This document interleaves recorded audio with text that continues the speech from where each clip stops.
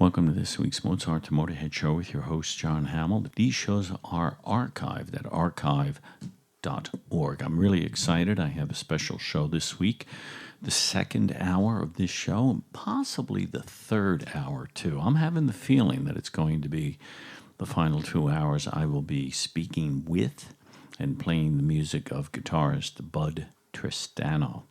We'll be talking with him, as I said, in the second hour and playing some music. And I have a strong feeling that we're going to have such a good time. It's going to go right over into a third hour. But for now, we're going to listen to Henk de Graaf, Jan Janssen clarinets, Johann Steinman on bassoon, Wolfgang Amadeus Mozart's Divertimento No. 5 from the set of Divertimenti. I love the music of Bela Bartok, and I hope you do too. And this is the Mozart to Motörhead show. I am your host, John Hammel. We are going to take a break. We'll be back for the second hour of this week's show, and I will be speaking with Bud Tristano and playing his music. See you in a bit. Welcome to the second hour of this week's Mozart to Motörhead show with your host, John Hammel, the two fine radio stations that stream this program. It is my extreme pleasure and honor to be speaking with guitarist Bud Tristano. We connected last fall via the wonders of email and the internet, and I have some of his music with me, and I really, really enjoy the two duet albums he's put out with Connie Crothers and Kazri Jackson, two amazing pianists who you have heard on this show many times in the past. And now Bud is here in the virtual studio with me, 2,500 miles apart. Good morning, Bud. Good morning, John. It's so good to have you here. Well, I don't know where to start. We have two CDs. Your one with Connie Crothers is entitled Primal Elegance, and I like that juxtaposition in the language. And your other one is Lenape Wiatuk. Am I pronouncing that right? I know that must come from the Lenape Indian language. Yeah, we've been saying Lenape Wiatuk. Lenape. Lenape. Yeah, and I don't know if that's right either, but that's how we've been saying it. And that's how you say it in Western Pennsylvania?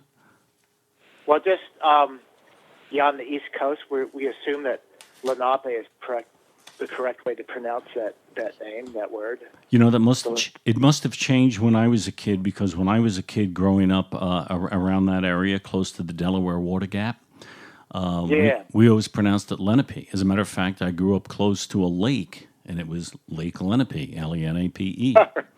So, but well, now the search will be on. We're gonna root out some Lenape Indians and see. Well, I will pronounce it Lenape. Okay, cool.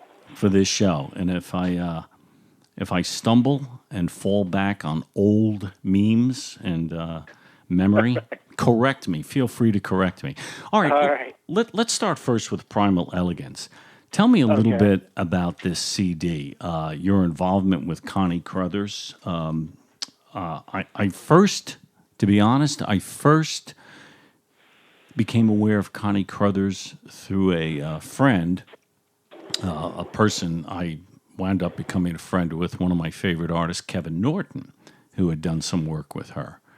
And that's when I found out about Connie, went back, researched her, found out who she was, blah, blah, blah, blah, and just fell in love with her music, her creative mind.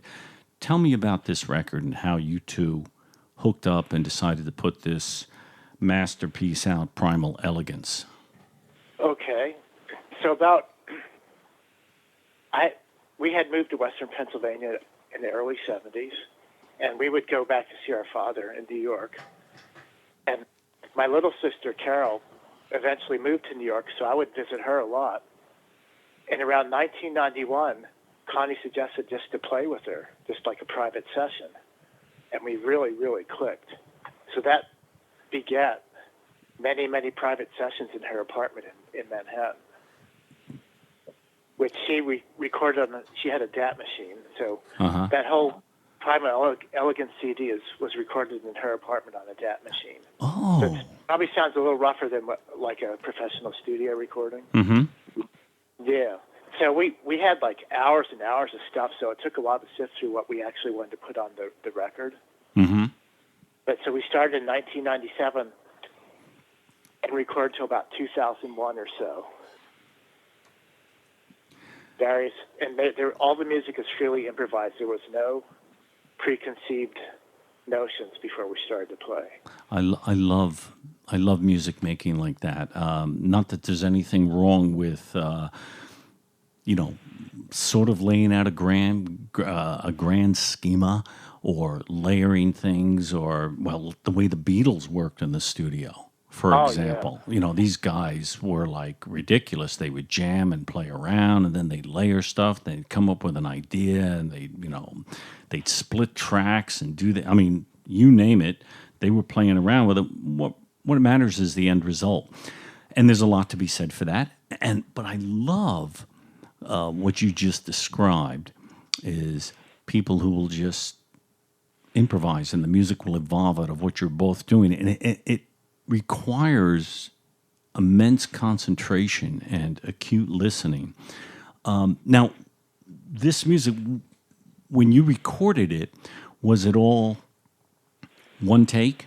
Like you weren't multi-layering, you weren't doing separate tracks. It was like one take. Yes, all one take, and we'd let the machine run for 20 minutes, half hour, Mm-hmm. and we'd have various stretches on there. The thing that's really uncanny about free improvisation is if you're really into it, you kind of sense the ending of a stretch. Mm-hmm. Like there'll be a resolution that just appears. Yeah. And all the musicians, if they're into free improv, they just know when to stop. And sometimes it resolves in a very humorous way. Mm-hmm. Often you'll play a stretch for like 5 minutes, and the ending will show up, and you'll all laugh. Everybody in the room will laugh because there's like this humorous resolution. Yeah. Oh, that's great. Well, let's listen to a track, and then why don't we listen?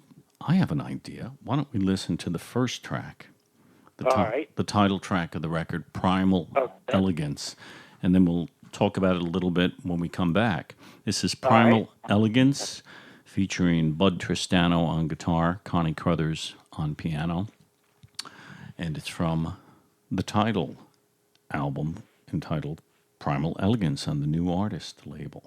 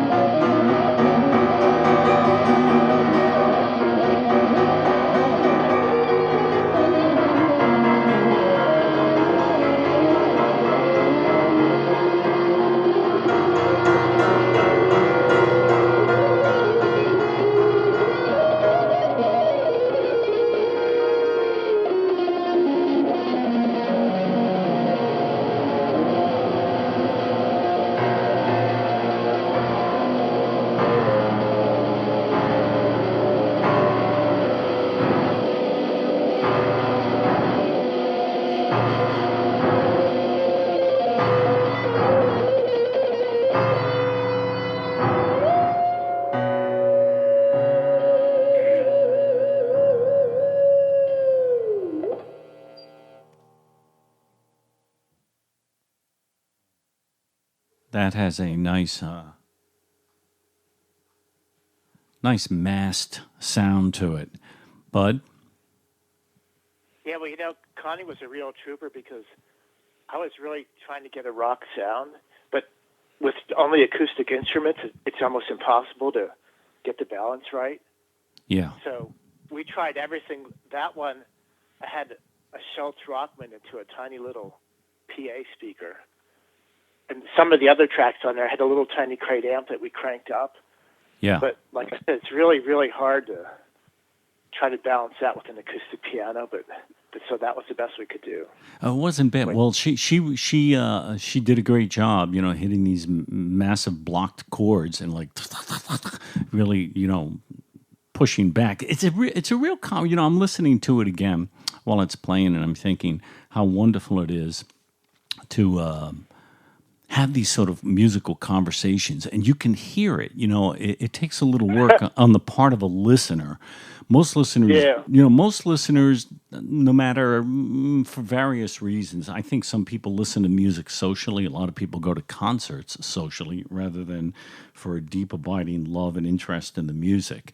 But I love hearing the conversations between artists, and the one that was going on there was interesting. And I like the title Primal Elegance. Now, how did you did both of you come up with the titles afterwards? I mean, you were just jamming, you'd come up with a musical idea or a musical cell and then take off on that? No, in my mind, when we were like in the middle of recording all this, I was like trying to describe to people, like, how would I describe this music to somebody? Mm-hmm. And in my mind, I was thinking, I was talking to an imaginary person, and I'm thinking, well, the music has a sort of primal elegance to it, and then the light bulb went off. Title. Title. Just as simple as that. Yeah. And as a postscript, around 2006, another person unknown to us also used that title for one of his records. But I don't think he's ever heard of us, but he plays the didgeridoo, and he called his record Primal Elegance. I forgot his name, though. I could probably Google it and find it pretty quickly, but I'll save that for another time. Ours came first, though. Our title came first. Yeah. Plus, I don't believe, as far as I'm aware, you can't copyright titles. You're right. You're exactly right. You can't copyright a title. Yeah, you can copyright content, but not titles. It's interesting also in re-listening to this. One of my favorite guitarists, and he's not the favorite of a lot of people.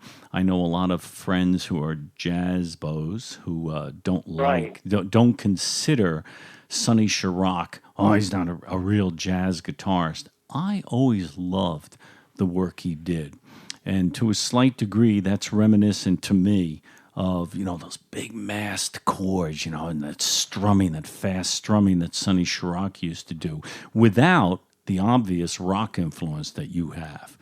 Right. There's that hard rock, almost heavy metal sort of blues bending that you do at the top once in a while. Then, and it's like, yeah. How can you not... Go ahead. I was going to say, how can you not like that if you like rock and roll at all? You could say, oh, I don't really like creative improvised music, and I think I'm going to use your record to try to convince people otherwise. Well, listen to this. What don't you like about that? I think Clapton does that sometimes. Well, the grief I get from some jazz musicians is they'll say it with a very snide tone of voice that rock guitar is so limiting. But really, you can do anything you want with anything. Sure.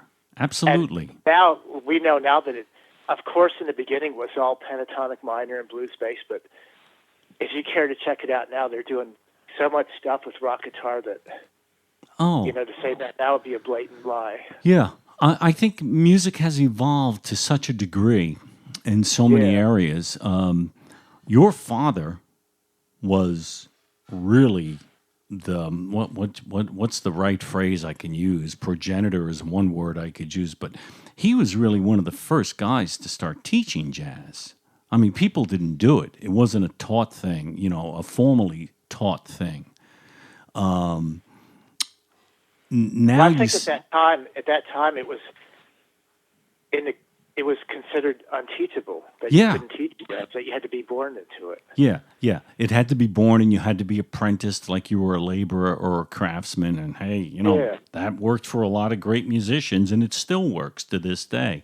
But there is, having a formal structure. I always tell people that with vocalizing, for example. People would say, "Oh, what can I do, to work on my voice?" And I'd say, "Take some lessons. Get a classical foundation down. Understand, I'm not saying, it has to be a lifelong thing or you have to get a degree, but take some lessons, understand what you're doing. If you can train, if you have some fundamentals, you have some training underneath you, you can use that as a springboard and a foundation to really do anything you want to do later on, Right. as long as you don't codify it and make it really rigid. But to these days, I find that when I hear a lot of classical music, a lot of new classical music, a lot of new what's called jazz today, and to me, for the past 15 years at least, the lines are so blurred. To me, it's just music. Music is music, and I hate to get bogged down in the labeling.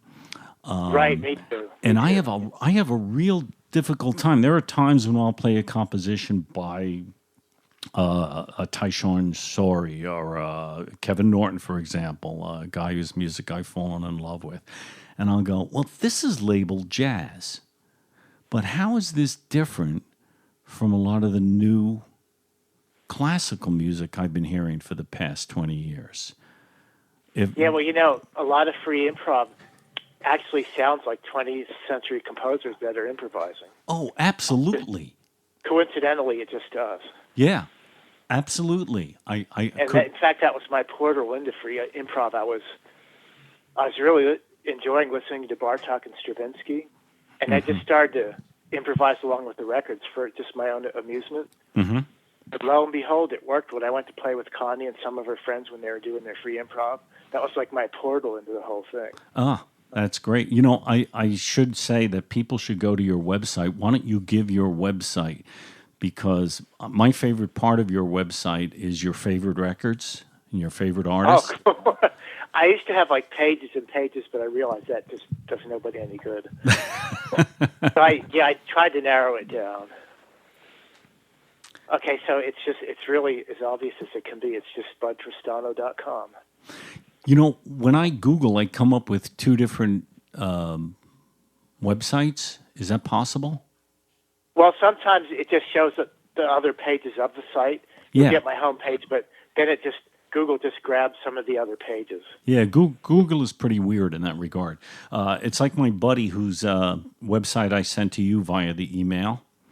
When I Googled his name, his new website wasn't coming up.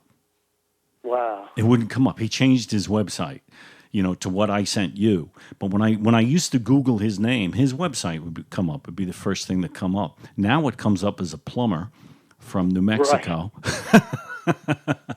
From New Mexico, and nowhere his music. And I said, you need to talk to your webmaster and have him slip a few pesos to Google because they're not bringing you up.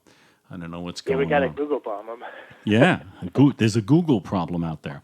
So it's interesting. You recorded this in Connie's apartment. I wouldn't have known that. I did see on the credits that Connie Crothers was the recording engineer. So now I understand why you folks recorded it on DAT, which was really, it's one of those formats that didn't take off. Right. God knows why. I guess other things moved in to make it easier. I've never understood why some things take off and some things don't. Do you remember those Laserdisc? I was just going to say Laserdisc, and then the Beta. Before the VHS, there was a smaller... Beta. Yeah. Yeah, the Laserdisc. I had a friend who went out. Oh, he loved the Laserdisc. He got a Laserdisc player, and he must have bought hundreds. He's a real movie buff. He had hundreds and hundreds of Laserdisc. And now I ask him, I guess you got to go on eBay if the thing ever breaks down because they're as obsolete as 8-tracks. You mentioned also in an email that the first album you ever bought was Sgt. Pepper, That's correct. and you bought it on 8-track. I can. Yeah, the Infinite Loop. I listened to it so much that it was like imprinted in my brain. So right after high school, I enlisted in the Air Force, and when I was in boot camp marching around, Sgt. Pepper was playing in my head clear as a bell because I had listened to it so much. Yeah. So I would just kind of march in step, but I'd be hearing Sgt. Pepper. Oh, wow.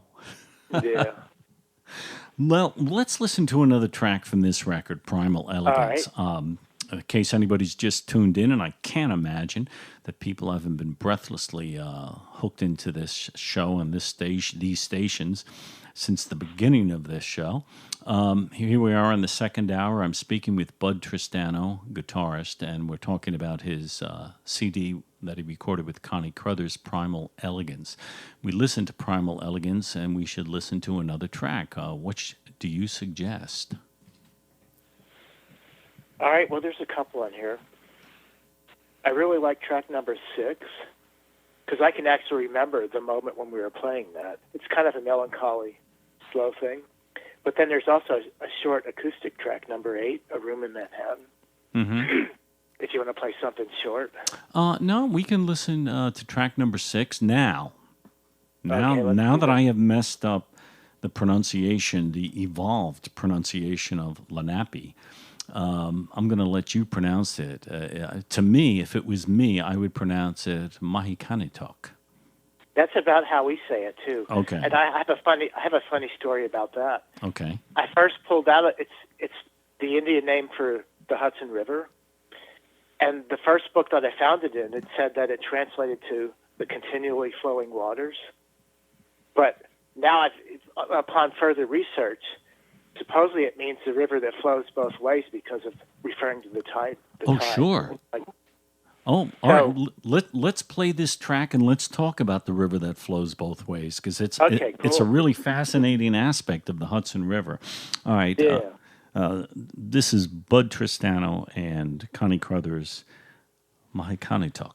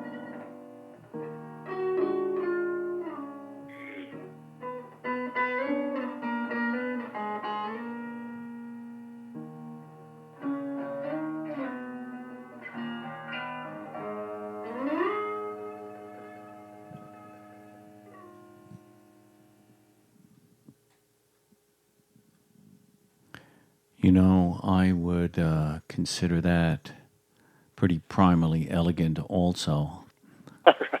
I love the beautiful, soft, placid counterpoint that Connie is playing against your guitar lines. I think it's gorgeous. Gorgeous. Wow, Manikantuk. sir. It's from Primal Elegance featuring my guest, Bud Tristano and Connie Crothers. Let's talk about, we talked a little bit about the track before, but it's so interesting. The river that flows both ways, the Hudson, that makes it an estuary in a sense, the Hudson River. But it's a long river. Yes, there is. But that tidal part of it, where, it's flowing north to south, and then it's flowing up south to north, sort of. That stretches for 153 miles. Wow. A lot of people don't realize that. It's a 315 mile river, and it just, the salty seawater pushes up, and it's diluted by the freshwater runoff. But they say that during when the runoff slackens, like summer drought, things like that, that the salty part of the river pushes all the way up to Poughkeepsie. And it's like, wow. That's amazing. Yeah, it really is. And it makes the currents really strong and contradictory. I think, I can't remember exactly, but I know I talked about it on the radio show one time. I do another show. It's a science show, 1 hour a week. And we talked about there's a swimming race that's held on the Hudson River every year. And it's only about a mile. It's only about a mile race, but they say it's one of the more rigorous races in America for competitive swimmers because they have to battle the two currents, the one current pulling them north and the one current pulling them south. So that must be that would be something I would love to see sometime, not participate in by any stretch of the imagination. That was a beautiful track, absolutely beautiful track. I love that, and Yeah, well, back in 1984, Connie Crothers put out a solo concert record, and there was a track on there called "In the Blues Mode." Mm-hmm. And when I heard that, I wasn't into any kind of. I was just trying to play Led Zeppelin at that point. But when I heard Connie play that one track, I knew that I could actually play with her. That someday I'd be able to really have a real close connection to playing with her. Mm-hmm. And that track you just played sort of embodies that. Mm-hmm. But were you much aware of or influenced by the guitar playing of Randy California? I always thought he was a great player, absolutely great player. No, but the way I knew about him was that when Jimi Hendrix was still unknown and playing in the Village, that they played together and knew each other. That's how I knew that name, and I never was able to track down a Spirit record. Oh. But, now it's probably on YouTube now. So. Yeah, I'm sure. As a matter of fact, they last year someone put out, I can't remember which label. I have it. I'm looking at it as we speak, but my eyesight isn't that good. It's not binocular vision. I can't pull in the label right here. They put out a box set of everything they ever recorded, which is really great. I thought Hendrix, as a matter of fact, gave him the name California. Yeah, I think I did remember reading that. Yeah. But, we're not here to talk about Randy California. I've done that in the past, or Jimi Hendrix, only in the sidereal sense, as maybe an influence or someone we admire. We're here to talk about the music of Bud Tristano and Connie Crothers. And why don't we play the track you mentioned before, A Room in Manhattan? And one of the tracks I would definitely love to play is Anima Mannahatta. I love that track, too, on this record. Well, you know what? Back when that record came out, I was brand new to the internet.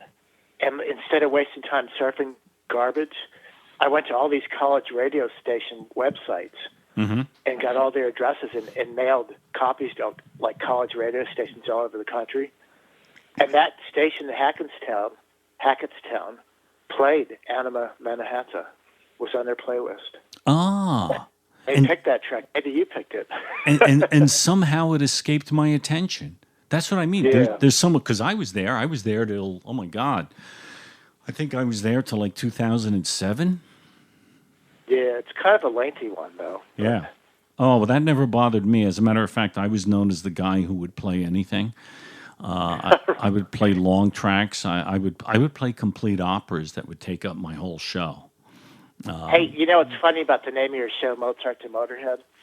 I used to tell people that I listened to everything from ABBA to Zappa. Yeah. I love it. And I discovered ZZ Top, and that kind of ruined it. Yeah. Well, why don't we listen to A Room in Manhattan? Okay. Connie named that track. Okay. So I can't tell you, like, the process there. All right, let me, that's track 8 on this CD called Primal Elegance. And as soon as I find it, which I have, we're going to listen to it. It's a short track, and then we'll be right back. This is A Room in Manhattan from Primal Elegance, Bud Tristano on guitar, Connie Crothers piano.